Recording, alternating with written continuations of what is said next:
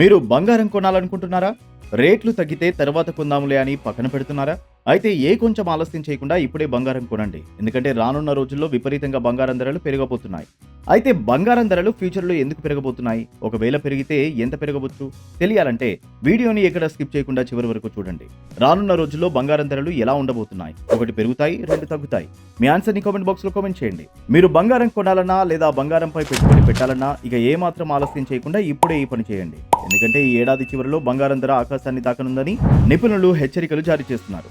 అంతేకాకుండా మార్కెట్ ద్రవ్యోల్బణం కొత్త రికార్డును నెలకొల్పే అవకాశం ఉంది.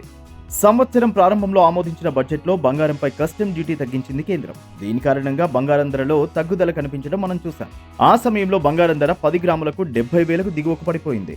ఆ మధ్య బంగారం ఏకంగా 63,000కు పడిపోయింది. కానీ ఇటీవలి కాలంలో భారతదేశం మళ్లీ తన బంగారం నిల్వను పెంచుతున్నట్టు ప్రకటించింది. దాంతో బంగారం ధరలు పెరుగుతున్నాయి. దేశంలో ఇప్పటికే పండుగల సీజన్ ప్రారంభమైంది. అలాగే పెళ్లిళ్ల సీజన్ కూడా ప్రారంభం కానుంది. అటువంటి పరిస్థితిలో దేశవ్యాప్తంగా బంగారంకు డిమాండ్ పెరుగుతుంది. ఫలితంగా బంగారం ధర విపరీతంగా పెరుగుతుంది.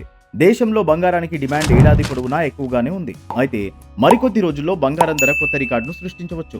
అమెరికాలో పెరుగుతున్న మాంద్యం దృష్ట్యా ఫెడరల్ రిజర్వ్ బ్యాంక్ తన వడ్డీ రేట్లను తగ్గించవచ్చు. అమెరికాలో మాంద్యం ఏర్పడడానికి కారణం అక్కడ జరిగిన అధ్యక్ష ఎన్నికలే.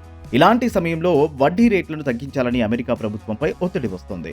వడ్డీ రేట్ల తగ్గింపు నిర్ణయం రాగానే బంగారం ధర పెరుగుతుంది. ప్రపంచంలో కష్టాల మేఘాలు కమ్ముకున్నప్పుడల్లా బంగారం ధర మరింత పెరుగుతుంది. ప్రస్తుతం ఇజ్రాయెల్, హమాస్, రష్యా, ఉక్రెయిన్ సహా ప్రపంచంలోని అనేక ప్రాంతాల్లో యుద్ధం జరుగుతోంది. రానున్న కాలంలో పరిస్థితి మరింత దిగజారితే బంగారం ధర మరింత పెరిగే అవకాశం ఉంది. బంగారం కష్ట సమయాల్లో బీమాలాగా పనిచేస్తుంది. భౌగోళిక రాజకీయ ఉద్రిక్తత కారణంగా ప్రపంచ సరఫరా చాలా వరకు ప్రభావితమైంది. దీని ప్రభావం ఆర్థిక మార్కెట్ పై కూడా కనిపిస్తోంది. అటువంటి పరిస్థితిలో వారి నష్టాన్ని తగ్గించడానికి పెట్టుబడిదారులు బంగారంపై తమ పెట్టుబడిని పెంచుతారు. కాబట్టి బంగారం ధరలు పెరగడం ఖాయం. దీనిని బట్టి బంగారం ధరలు ముందు తగ్గుతాయి. తగ్గినాక కొందాములే అని అనుకునేవారు ఇప్పుడే బంగారం కొనడం మంచిది.